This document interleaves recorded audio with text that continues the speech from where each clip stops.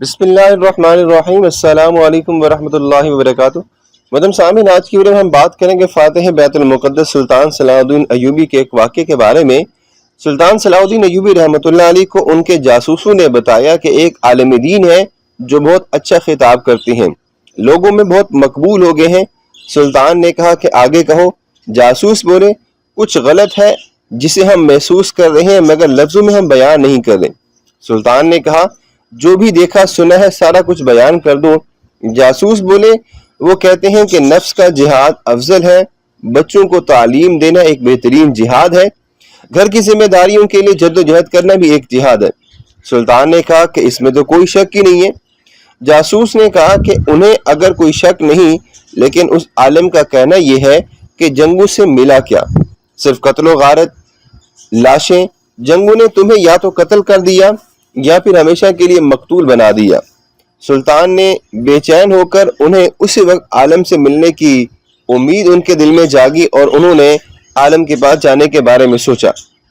ملاقات کے لیے چلے گئے، بھیس بدلا آپ نے اور جاتے ہی آپ نے پہلا سوال یہ کر دیا کہ جناب ایسی کوئی ترکیب بتائیے کہ بیت المقدس کو آزاد اور مسلمانوں کے خلاف مظالم کو بغیر جنگ کے ختم کرایا کیسے جا سکتا ہے؟ عالم نے کہا دعا کریں۔ سلطان کا چہرہ غصے سے لال ہو گیا۔ وہ سمجھ چکے تھے کہ یہ عالم پوری صلیبی فوج سے بھی زیادہ خطرناک ہے۔ سلطان نے سب سے پہلے اپنے خنجر سے اس عالم کی انگلی کاٹ دی۔ وہ بری طرح چیخنے لگا۔ اب سلطان نے کہا کہ اصلیت بتاتے ہو یا گردن بھی کاٹ دوں؟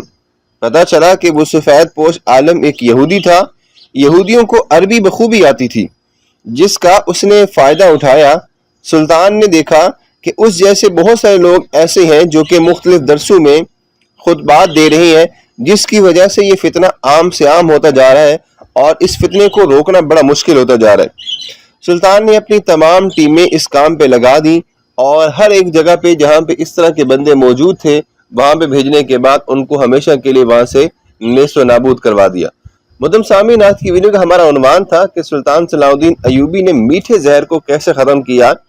جو ایسے لوگ ہوتے ہیں جو اسلام کا دعویٰ کرتے ہیں، جو اسلام کے بول بال کرتے ہیں اور اسلام کا پرچار کرنے کے لیے بڑھ چڑھ کر حصہ لاتے ہیں، حقیقت میں پتہ چلتا ہے کہ وہ کسی نہ کسی سازش میں مبتلا ہوتے ہیں۔